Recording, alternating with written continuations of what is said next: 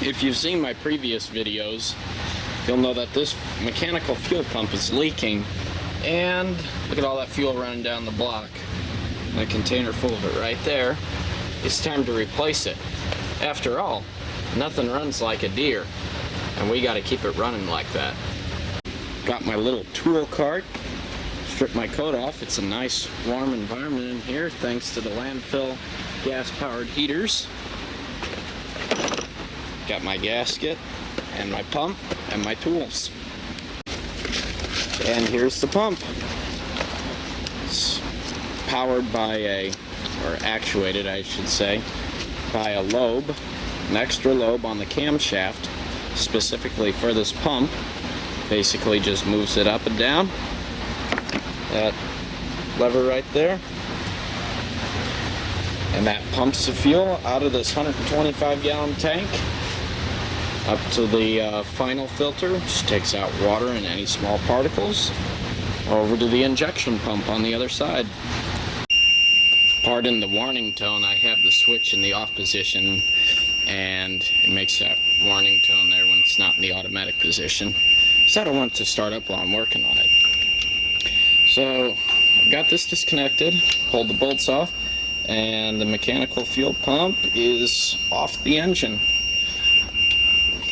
Look inside here. Oop, if I can hold on to my light without breaking it. Oh, great. That's perfect.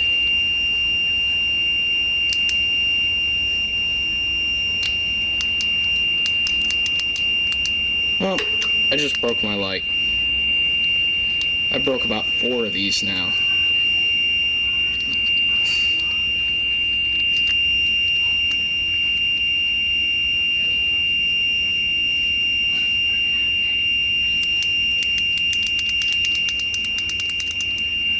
It's broke. Okay. Anyway. When you look inside, you can see it good anyway. There's the lobe that operates a mechanical fuel pump. That's off the camshaft on this engine. Camshaft is right here, and I add an extra lobe to work the fuel pump lever up and down, which pumps fuel. No electrical components to fail, no shorts, no motors to go bad. The only problem is when they start leaking, time to replace them. In this case, I got really lucky because it's really easy to get to. While I'm at it, I'm also going to replace this fuel line here.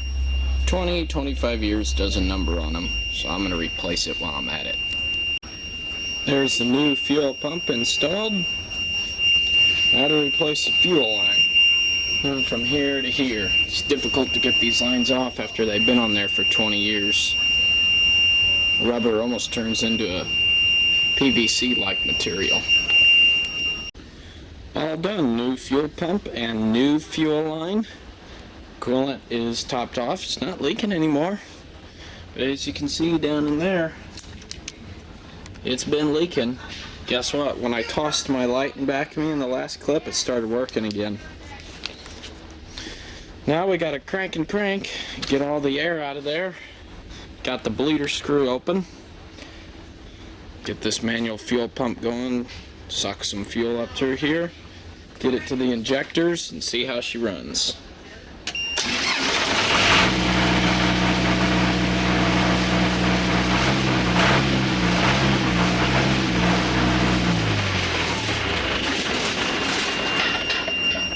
I see a leak. Now what could be the cause of it?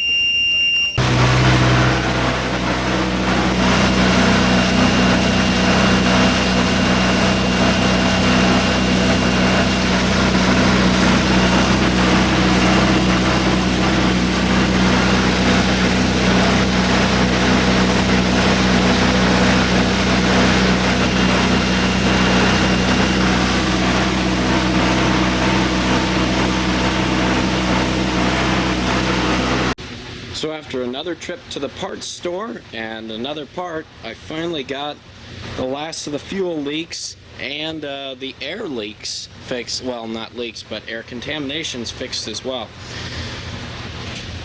Basically what was wrong, the seals on this old fuel filter which I've taken off and put a new one on, were leaking, and as you saw in the video clip, caused fuel to run down the side of that fuel filter, and air was getting in there, causing the engine to surge, especially after it sat for a little while. And you could see that by looking at this gauge right here, the Hertz gauge. It would bounce up and down a little bit. It should be perfectly still. So after a new fuel pump and securing this silly setup here, I don't know why it just can't screw on. They got to have that plastic piece hold the filter in place instead of putting threads on the filter. I've already run it for a bit, so I'm just going to give it a quick startup, demonstrate the leak fixed, and then shut it back down.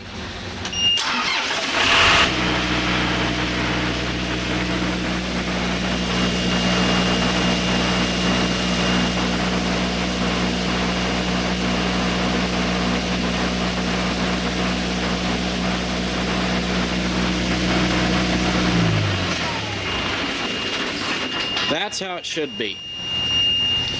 So this generator is finally ready to back up in case of a power outage once again.